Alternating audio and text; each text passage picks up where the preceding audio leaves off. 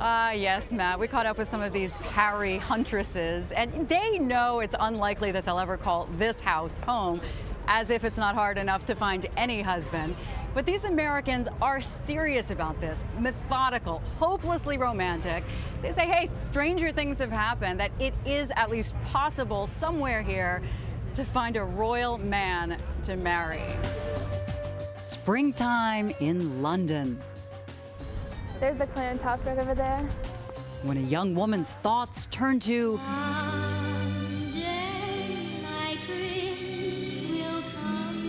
bagging a prince. Do you think Harry's there? I don't know. This is so exciting. College students Taylor and Liz are thinking about the royal wedding.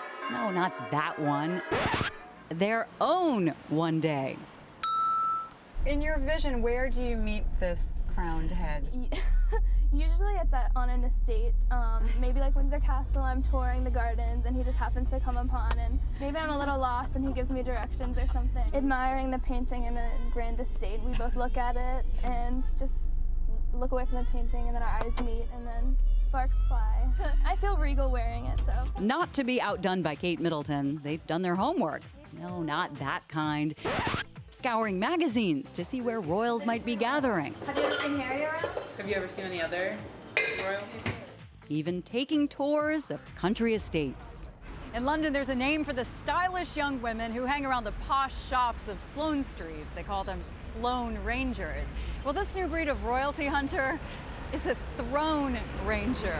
It's sort of an Anglophilia on steroids. They don't just approach it as a frivolous game, they actually think that they can do it. A lot of people think I'm crazy, but Jerramy Fine wrote the book, literally called Someday My Prince Will Come. so I'd go to Henley Royal Regatta, Royal Ascot, polo matches. How did you get into these places? They're not hard to get into. I think Americans think that you need some sort of special pass, and you don't. Well, hot damn.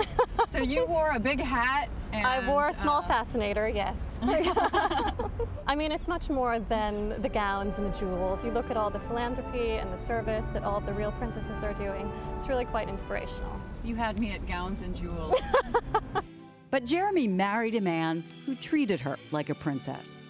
And I realized royal guys are just as hopeless as normal guys.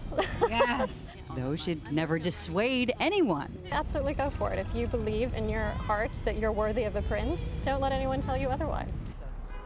You'll never know until you try. You're just so nice. You give Americans a good name, kind of. Crazier things have happened, right? If it's meant to be, it'll happen. Yeah. Now, Prince Harry may well be back with his girlfriend, but the throne rangers don't really care. They're kind of looking for anybody with a title. And they say it's different than, well, gold digging, because a lot of aristocratic men don't actually have a lot of money. They say it's more a love of the history and the romance and just pursuing that childhood dream, Matt.